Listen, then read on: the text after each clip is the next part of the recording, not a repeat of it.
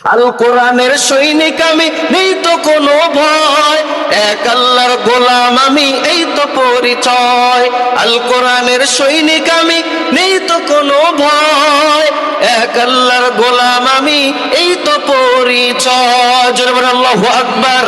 আল্লাহ রাব্বুল আলামিন নবী করিম সাল্লাল্লাহু আলাইহি ওয়াসাল্লামের মাধ্যমে জানাইয়া দিলেন, কোন মানুষ যদি নিয়মিতভাবে আল্লাহ রাব্বুল আলামিনের কোরআনুল কারীমের তেলাওয়াত করে, আল্লাহ রাব্বুল আলামিন তাকে দিবেন কি? জান্নাত। আল্লাহ রাব্বুল আলামিন তাকে দিবেন জান্নাত। জান্নাত তার খুঁজতে হবে না, জান্নাতই তাকে খুঁজবে। এই কোরআনের কি পরিমাণ পাওয়ার জানার দরকার আছে না নাই? প্রচুর পরিমাণে আমাদের জানার দরকার আছে। আল্লাহ রাব্বুল আলামিন এই কোরআনের এত পরিমাণে পাওয়ার দিয়ে দিছে, এত পরিমাণে পাওয়ার দিয়ে দিছে, আমরা একটু মনোযোগ সহকারে শুনবো ভাই। কোনো দিকে নজর নাই, মনটাকে একটু আমার দিকে দিবেন, খেয়ালটা একটু আমার দিকে দিবেন। দেখেন কোরআনুল কারীমের কি পাওয়ার, কোরআনুল কারীমের কি পাওয়ার। আল্লামা ইবনে বুতুতা নামে একজন মানুষ ছিল। কি নাম ভাই? আল্লামা ইবনে বুতুতা। এই আল্লামা ইবনে বুতুতা পুরা পৃথিবী সফর করছেন। তিনি ছিলেন একজন পর্যটক, পুরা পৃথিবী তিনি ভ্রমণ করেছেন। পৃথিবীর মধ্যে অনেকগুলা রাষ্ট্র সে ভ্রমণ করেছেন। এই আল্লামা ইবনে বুতুতা একবার মালদ্বীপের মধ্যে সফরে গেলেন। কোথায়? মালদ্বীপের মধ্যে যখন এই আল্লামা ইবনে বুতুতা সফরে গেলেন, সফরে যাইয়া যখন মালদ্বীপের মধ্যে নামছে, নামার সাথে সাথে কানের মধ্যে আজানের ধ্বনি আসছে। কিসের ধ্বনি? আজানের ধ্বনি যখন এইবার আসছে, আল্লামা ইবনে বুতুতা মনে মনে চিন্তা করে, মালদ্বীপ হচ্ছে একটা খ্রিস্টান রাষ্ট্র, মালদ্বীপ হচ্ছে বিধর্মীদের রাষ্ট্র, এইখানে শুধু বেঈমানরা বসবাস করে, এইখানে কোনো ইমানদার মানুষ নাই, এইখানে কোনো মুসলমান নাই, এইখানে কিভাবে আজানের ধ্বনি আসলো? এইখানে তো কাফেররা বসবাস করে, এইখানে কিভাবে আজানের ধ্বনি আসলো? এইবার আল্লামা ইবনে বুতুতা অনেক বড় একজন লেখক ছিলেন, অনেক বড় একজন ইতিহাসবিদ ছিলেন, তিনি ঐতিহাসিক অনেকগুলা কিতাব লিখেছেন। এইবার আল্লামা ইবনে বুতুতা মনে মনে চিন্তা করে, এইখানে কিভাবে আজানের ধ্বনি আসলো? এইবার ওইখানকার যারা আদিবাসী ছিল তাদের ভিতর থেকে একজনকে ডাক দেয়া বলতেছে, ও মালদ্বীপের আদিবাসী, এইখানে কিভাবে আজানের ধ্বনি আসলো? এইখানে কে এসে ইসলাম প্রচার করেছে? এইবার ওই মালদ্বীপের যে আদিবাসী সে বলতেছে, আপনি কি জানতে চান এইখানে কিভাবে ইসলাম এসেছে? এইবার আল্লামা ইবনে বুতুতা ডাক দিয়ে বলতেছেন, হ্যাঁ হ্যাঁ হ্যাঁ, আমি জানতে চাই, বলো বলো বলো, তাড়াতাড়ি বলো, কিভাবে এইখানে ইসলামের দাওয়াত দিয়েছে? কে দাওয়াত দিয়েছে? কোন মায়ের সন্তান এইখানে দাওয়াত দিয়েছে, যার কারণে চারদিক থেকে আজানের ধ্বনি আমার কানের মধ্যে আসতেছে? এইবার ওই মালদ্বীপের আদিবাসী ডাক দিয়ে বলতেছেন, শুনিয়ালন শুনিয়ালন, আরব সাগরের মধ্যে দিয়ে একটা লঞ্চ চলতেছিল। কি চলতেছিল ভাইরা? একটা লঞ্চ চলতেছিল। এই লঞ্চ চলা অবস্থায় হঠাৎ করে এত পরিমাণে একটা ঝড় আসলো, যেই ঝড়ের কারণে লঞ্চের ভিতরে যতগুলা মানুষ ছিল সকল মানুষগুলো মারা যায়, লঞ্চটা ভেঙে চূর্ণ বিচূর্ণ হয়ে যায়। এইবার এই লঞ্চের ভিতর একজন মানুষ ছিল, যে ছিল হচ্ছে শিশু বাচ্চা, 10 থেকে 12 বছর বয়স যার হবে, যার নাম হচ্ছে হাফেজ আবুল বারাকা। কি নাম? হাফেজ আবুল বারাকা। এই সকল মানুষ যখন মারা যায়, মারা যাওয়ার পর এই একজন মানুষ বেঁচে থাকে, যার নাম হচ্ছে হাফেজ আবুল বারাকা। আল্লাহ রাব্বুল আলামিন তাকে কুদরতি ভাবে বাঁচাইয়া রাখে। কিভাবে বাঁচাইয়া রাখে? ছোট্ট একটা কাঠের টুকরো ধরে সে ভাসতে ভাসতে ভাসতে ভাসতে, আমাদের এই মালদ্বীপ হচ্ছে 12টা দ্বীপ মিলিয়ে মালদ্বীপ, 12টা দ্বীপ মিলিয়ে একটা রাষ্ট্র, তার নাম কি? মালদ্বীপ। এই মালদ্বীপের একটা পাশে সে একটা দ্বীপের মধ্যে, সে একটা কিনারার মধ্যে ভাসতে ভাসতে চলে আসে। এইবার যখন এই 10 থেকে 12 বছরের একটা শিশু যখন এই মালদ্বীপের একটা কিনারার মধ্যে আসিয়া পড়ে, আসার পর আমাদের ভিতর একজন ব্রাহ্মণ এটাকে দেখে ফেলে। এই ব্রাহ্মণ অনেক জ্ঞানীমান মানুষ ছিলেন। এই ব্রাহ্মণ চিন্তা করে দেখলেন যে এই শিশু বাচ্চাটা যেই ধর্মের হোক না কেন, সে এখন অসহায়, তার পাশে আমার দাঁড়ানো দরকার। এইবার এই ব্রাহ্মণ যাইয়া ওই ছোট্ট বাচ্চাকে ডাক দেয়া বলতেছেন, তুমি কোথায় থেকে এসছো, কিভাবে এসেছো? এইবার ওই ছোট্ট বাচ্চা ডাক দেয়া বলতেছেন, ও চাচা, আমি হইলাম আরব সাগরের ভিতর দিয়ে লঞ্চের মধ্যে দিয়ে যাইতেছিলাম, হঠাৎ করে এত পরিমাণে বাতাস আসছে, যেই বাতাসের কারণে লঞ্চটা ভেঙে চূর্ণ বিচূর্ণ হয়ে গেছে। কিন্তু আল্লাহ রব্বুল আলামিন আমাকে কুদরতি ভাবে বাঁচাইয়া রাখছেন। আল্লাহ রব্বুল আলামিন আমাকে শুধু বাঁচাইয়াই রাখে নাই, আল্লাহ রব্বুল আলামিন এই দ্বীপের মধ্যে আমাকে হাজির করছে, এক কোনায় আমাকে হাজির করছে। এইবার এই চাচাকে ডাক দিয়ে বলতেছেন, ও চাচা যান, আপনি কি আমাকে একটু থাকার মতো জায়গা দিবেননি? আমার তো কেউ নাই, আমার বাবাও লঞ্চের মধ্যে মারা গেছে, আমার মাও লঞ্চের মধ্যে মারা গেছে, আমি হইলাম শিশু বাচ্চা, আমাকে আপনি কি একটু থাকার মতো জায়গা দিবেননি? আমার তো এইখানে কেউ নাই, আমার আত্মীয় স্বজনদের ভিতর থেকে কেউ নাই। এইবার এই চাচা ডাক দিয়া বলতেছেন, তোমার নাম কি, তুমি কোথায় থেকে এসেছো? এইবার এই হাফেজ আবুল বারাকা ডাক দিয়া বলতেছেন, আমার নাম হইল হাফেজ আবুল বারাকা। এইবার এই চাচা বলে, তুমি তো হাফেজ? বলে, হ্যাঁ হাফেজ, তুমি তো তাহলে মুসলমান। এইবার বলতেছে, আমরা হইলাম খ্রিস্টান, আমি তোমাকে কিভাবে থাকতে দিব? আমরা তো খ্রিস্টান, তুমি তো হাফেজ। এই মালদ্বীপের মধ্যে কোনো হাফেজ নাই। এই মালদ্বীপের রাজা যদি জানতে পারে তুমি একজন মুসলমানের সন্তান, তুমি হইলে একজন হাফেজ, তাহলে তোমাকে মেরে ফেলবে। এইবার এই চাচাকে ডাক দিয়ে বলতেছেন, ও চাচা যান, আমি তাহলে কি করব, কি করা যায়, আপনি একটা পরামর্শ দেন। এইবার এই চাচা ডাক দিয়া বলতেছেন, ও ভাতিজা, তোমাকে আমি আমার কাছে চাইলেই রাখতে পারবো না, তবে আমার একটা মুরব্বী বোন আছে, ওই বোনের বাড়িতে আমি তোমাকে রেখে আসবো। ওই বোনের বাড়ি হচ্ছে লোকালয় থেকে অনেকটা দূরে, তুমি যদি রাজি থাকো তাহলে এই বোনের বাড়িতে আমি তোমাকে রেখে আসবো। এইবার এই চাচা এই হাফেজ আবুল বারাকাকে নিয়ে রওনা হয়ে গেছে তার বোনের বাড়ির দিকে। লোকালয় থেকে বোনের বাড়িটা অনেক দূরে। এইবার বোনের কাছে যাইয়া বলতেছে, ও বোন, তোমার জন্য আমি একটা হাদিয়া নিয়ে আসছি, তোমার জন্য আমি একটা গিফট নিয়ে আসছি। তোমার তো ছেলে সন্তান নাই, তোমার জন্য আমি এই ছেলেটাকে নিয়ে আসছি। এইবার এই বোন ডাক দিয়ে বলতেছে, আমি হইলাম গরিব মানুষ, আমি নিজে কি খাই না খাই এটাই তো দেখার মতো কেউ নাই, আমার সংসারে কেউ নাই যে কামাই করে খাওয়াবে। আমার একটা মেয়ে আছে, এই মেয়েকে আমি ঠিক মতো খাবার দিতে পারি না গো ভাই। এইবার যখন ভাই আর বোন এরকম কথা বলতেছে, হাফেজ আবুল বারাকা একটু টের পাইছে। এবার হাফেজ আবুল বারাকা ডাক দিয়ে বলতেছে, ও মা, আমার খাবার নিয়ে আপনার টেনশন করতে হবে না। যে আল্লাহ রব্বুল আলামিন আমাকে দুনিয়ার জমিনে পাঠাইছে, যে আল্লাহ রব্বুল আলামিন আজকে আমাকে এই পর্যন্ত নিয়ে আসছে, ওই আল্লাহ রব্বুল আলামিন আমাকে খাওয়াবে। এবার যখন এই হাফেজ আবুল বারাকা এই মহিলাটাকে মা বলে ডাক দিছে, তার অন্তরের মধ্যে একটু মায়া লাগছে। মায়া লাগার পর এবার এই মহিলাটা ডাক দিয়ে বলতেছেন, আমি তোমাকে আমার বাড়িতে রাখতে পারবো, তবে একটা শর্ত আছে। শর্তটা হচ্ছে, আমি হইলাম গরিব মানুষ, আমি কাঠ কেটে যেই টাকা পাই, কাঠটা বিক্রি করে যেই টাকা পাই, ওই টাকা দিয়ে সংসার চালাই।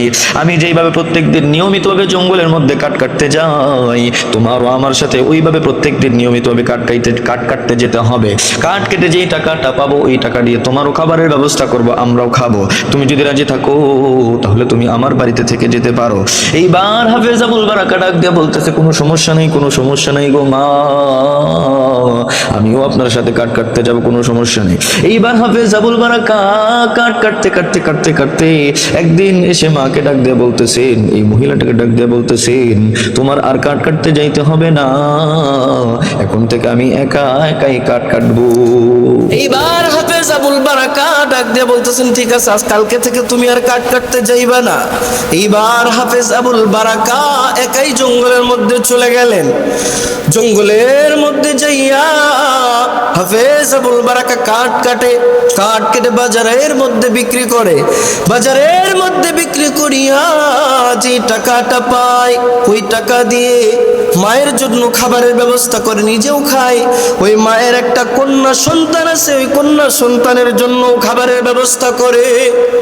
এইবার এইভাবে একদিন নয়, 2 দিন নয়, 3টা দিন নয়, 4টা দিন নয়, 1 মাস, 2 মাস, 3 মাস, 4 মাস, 5 মাস যখন চলে গেছে, চলে যাওয়ার পর হঠাৎ করে একদিন হাফেজ আবুল বারাকা কাঠ কেটে বাজারের মধ্যে যখন বিক্রি করতে গেছে, সন্ধ্যা নেমে আসছে, সূর্য ডুবে যায়, হাফেজ আবুল বারাকা আর ফেরত আসে না।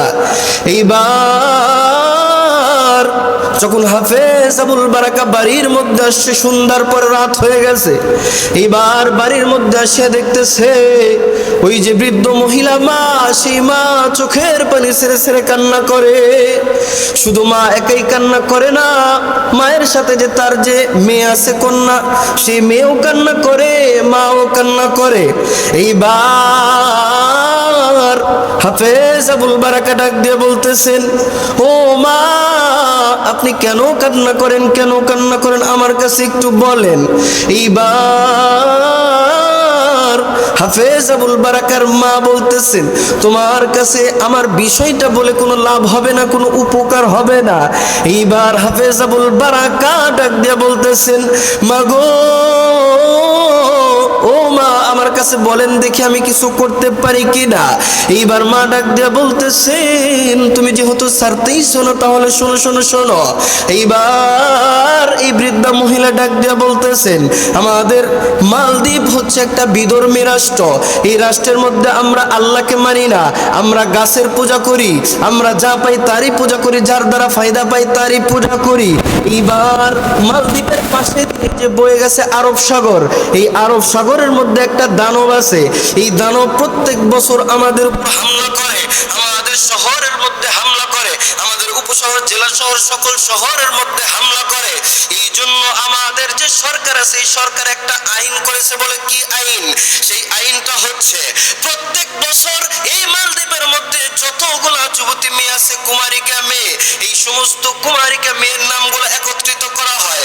এই সমস্ত কুমারিকা মেয়ের নামগুলো একত্রিত করে একটা লটারির ব্যবস্থা করা হয়। এইবার লটারির মধ্যে যে মেয়েটার নাম আসবে, সেই মেয়েটাকে রাম মন্দিরে রেখে আসা হয়। কোথায় রেখে আসা হয়? রাম মন্দির, মালদ্বীপের পাশে যে মন্দিরটা অবস্থিত, রাম মন্দিরের মধ্যে রেখে আসা হয়। এই রাম মন্দিরের মধ্যে যখন রেখে আসে, এই দানবটা আসিয়া তার ঘাড় থেকে রক্ত পান করে আবার চলে যায়। পরের দিন প্রশাসনরা লাশটা তার বাড়িতে পৌঁছাইয়া দেয়। জোরে বলেন নাউজুবিল্লাহ। এইবার এই হাফেজ আবুল বারাকা, সে তো একটা কোরআনের হাফেজ, সে কি এগুলা বিশ্বাস করতে পারে? কখনোই বিশ্বাস করতে পারে না। গতকালকে লটারি হয়েছে। কি লটারি হয়েছে? সকল কুমারিকা মেয়ের নামগুলো একত্রিত করা হয়েছে। একত্রিত করে যখন লটারি দিয়েছি, লটারির মধ্যে আমার মেয়ের নাম আসছে। এই জন্য আমার মেয়েও কান্না করে, আমিও কান্না করি। এইবার হাফেজ আবুল বারাকা ডাক দিয়ে বলতেছেন, আপনার মেয়ের নাম আসছে, আপনার মেয়েকেও কি রাম মন্দিরে দিতে হবে?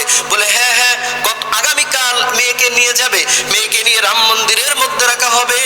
পরের দিন আমার মেয়ের মৃত লাশ আমার বাড়িতে ফিরে আসবে। এইবার এই হাফেজ আবুল বারাকা ডাক দিয়ে বলতেছেন, আমি থাকতে আপনার মেয়ের কোনো ক্ষতি হবে না, আমি থাকতে আপনার মেয়ের কোনো ক্ষতি আমি হইতে দিব না। এইবার হাফেজ আবুল বারাকাকে ডাক দিয়ে বলতেছেন, তুমি কিভাবে আমার মেয়েকে বাঁচাইবা? এইবার হাফেজ আবুল বারাকা ডাক দিয়ে বলতেছেন, মাগো, ও মা, আপনার মেয়ের জায়গায় আমাকে বসাইবেন। বলে কিভাবে বসাইবেন? আপনার মেয়ের মতো করে আমাকে সুন্দর করে সাজাইবেন। হাফেজ মানুষ, মনের মধ্যে, বুকের মধ্যে, মাথার মধ্যে কোরআন। কোরআন যার মাথার মধ্যে আছে, তার মাথার মধ্যে অবশ্যই বুদ্ধি আছে না নাই? আছে। এইবার এই হাফেজ আবুল বারাকা ডাক দিয়ে বলতেছেন, আপনার মেয়ের বদলে আমাকে সুন্দর করে উত্তম রূপে সাজাইবেন। এইবার মা ডাক দিয়ে বলতেছেন, তোমাকে যদি আমি সাজাই, তোমাকে যখন নিয়ে যাবে, নিয়ে যাওয়ার সময় কয়েকটা জায়গার মধ্যে চেকিং হবে। যখন চেকিং হবে তুমি তো ধরা খাইয়া যাইবা। এইবার হাফেজ আবুল বারাকা ডাক দিয়ে বলতেছেন, আপনি আমাকে সাজান, যেভাবে আমার চাইতে হয় আমি সেইভাবেই যাব। আমার কাছে আল্লাহ রব্বুল আলামিন আছে, আল্লাহ রব্বুল আলামিন কুদরতি ভাবে আমাকে হেল্প করবে। এইবার যখন রিকোয়েস্ট করছে, যখন ছাড়ে না, মা এইবার চিন্তা করতেছে, যেহেতু ছাড়তেছে না, তাহলে তাকেই সাজাইয়া দেই। এইবার হাফেজ আবুল বারাকাকে সুন্দর করে শাড়ি পরাইয়া তার মেয়ের জায়গাতে এই হাফেজ আবুল বারাকাকে, পুরুষকে বসাইলেন। এইবার যখন হাফেজ আবুল বারাকাকে বসাইলেন, হাফেজ আবুল বারাকাকে বসানোর পর বলতেছেন, বাবা তোমাকে যে আজকে সাজাইয়া দিলাম, হয়তোবা তোমার সাথে আমার আর দেখা নাও হতে পারে, হয়তোবা তোমাকেও মেরে ফেলবে, আমাকেও মেরে ফেলবে। কেন কেন? বলে আমার মেয়ের জায়গায় যে আমি তোমাকে দিছি, এইটা যদি প্রশাসন জানতে পারে তাহলে তোমাকে তো মারবে, আমাদেরকেও মেরে ফেলবে। এইবার হাফেজ আবুল বারাকা ডাক দিয়ে বলতেছেন, কোনো ভয় নাই, কোনো ভয় নাই, আমি হইলাম আল কোরআনের হাফেজ। আমার সিনার মধ্যে 30 পারা কোরআন আছে। আমার সিনার মধ্যে যেহেতু কোরআন আছে, আল্লাহ রাব্বুল আলামিন আমার সাথে আছে। আল কোরআনের সৈনিক আমি, নেই তো কোনো ভয়, এক আল্লাহর গোলাম আমি, এই তো পরিচয়।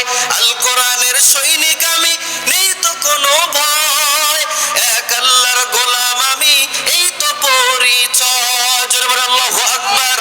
এইবার হাফেজ আবুল বারাকা ডাক দিয়ে বলতেছেন, আমার সিনার মধ্যে আছে 30 পারা কোরআন। কি আছে? আমার সিনার মধ্যে আছে 30 পারা কোরআন। কোনো ভয় নাই, কোনো ভয় নাই, আমার সাথে যেহেতু কোরআন আছে, কোরআন অবশ্যই আমাকে বাঁচাবে। আর উপরে তো আল্লাহ রাব্বুল আলামিন আছেই আছেই। এইবার যখন প্রশাসন আসছে মেয়েটাকে নেওয়ার জন্য, মেয়ের জায়গায় কাকে রাখছে বলেন তো, ঘটনা যদি বুঝে থাকেন? মেয়ের জায়গায় রাখছে ছেলেকে। এইবার যখন প্রশাসন আসছে, প্রশাসন আইসা বলতেছেন মেয়েটাকে এবার বের করে নিয়ে আসা হোক। মেয়েটাকে যখন বের করে নিয়ে আসার জন্য ডাক দিছে, মেয়েটার জায়গায় যে ছেলেটা হাফেজ আবুল বারাকা বসে আছে, এইবার এত সুন্দর করে ঘন্টা দিয়ে বসে আছে। প্রশাসন এসে বলতেছে, আমাদের হাত দিয়ে কত মেয়েকে আমরা এইভাবে শেষ করে দিয়েছি, কিন্তু প্রত্যেকটা মেয়েকে আমাদেরকে জোর জুলুম করে তাকে আনতে হয়েছে। আর এই মেয়েটা কত ভদ্র, কত নম্র, কত সুন্দর করিয়া, কি সুন্দর করিয়া মাথার মধ্যে ঘন্টা দিয়ে বসে আছে। এ হইল একজন পর্দানিশী মেয়ে। এই মেয়ের মুখ দেখার প্রয়োজন নাই। এই মেয়েকে না দেখে গাড়িতে উঠাইয়া রাজার বাড়িতে পৌঁছাইয়া দাও। এইবার দেখেন দেখেন কিভাবে আল্লাহর কুদরতি ভাবে এই মেয়েটাকে নিয়ে যায়। এইবার মেয়ের জায়গায় ছেলে দিছে, চেকিং কি করলো নাকি করলো না, না করেই কিন্তু রাজার বাড়িতে সরকারের কাছে নিয়ে যাওয়া হলো। এবার যখন গাড়ি থেকে রাজার বাড়ির সামনে যখন এই হাফেজ আবুল বারাকাকে নামানো হয়, রাজার বউ ডাক দিয়ে বলতেছেন, ও বাদশা, ও রাজা, আমিও তো একটা মেয়ে, সেও একটা মেয়ে, দেখো কি সুন্দর, কি সুন্দরভাবে গাড়ি থেকে নেমে আসতেছে। কোনো কথা নাই, কোনো সাউন্ড নাই, কোনো দিকে তাকানো নাই, কোনো লাফালাফি নাই, কোনো সিটাসিটি নাই। আমাদের জন্য তার নিজের জীবনকে বিলিয়ে দিতেছে। এই মেয়ে হইল একটা পর্দানিশী মেয়ে। এই মেয়ের চেহারা সবার সামনে দেখানোর দরকার নাই, ডাইরেক্ট এই মেয়েকে রাম মন্দিরে রেখে আসা হোক। এইবার হাফেজ আবুল বারাকাকে যখন রাজার যে সকল মানুষ ছিল তারা যখন রাম মন্দিরের মধ্যে রেখে আসছে, রাম মন্দিরের মধ্যে রাখিয়া যখন বাহির থেকে তালা লাগাইয়া দিছে, এইবার হাফেজ আবুল বারাকা আল্লাহ রাব্বুল আলামিনকে ডাক দিয়ে বলতেছেন, ও আল্লাহ,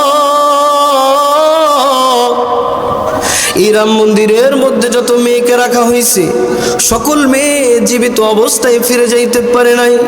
আমি তোমার উপর তাওয়াক্কুল করিয়া, তুমি যে আল্লাহ রাব্বুল আলামিন একজন উপরে আছো, এই তোমাকে বিশ্বাস করিয়া এবং আমার সিনার মধ্যে কোরআন আছে, এই কোরআনের কথা চিন্তা করিয়া আমি তোমার উপর তাওয়াক্কুল করিয়া আজকে রাম মন্দিরের মধ্যে এসে হাজির হয়েছি। আল্লাহ রাব্বুল আলামিন, তুমি তোমার কুদরতি ভাবে আমাকে হেফাজত কইরো। এইবার যখন এই হাফেজ আবুল বারাকা মনে মনে এই দোয়া করতেছে, এই দিক থেকে তো গেট লাগাইয়া দিছে, গেট যখন লাগাইয়া দিছে ওই দিক থেকে কে আসবে? দানব আসবে।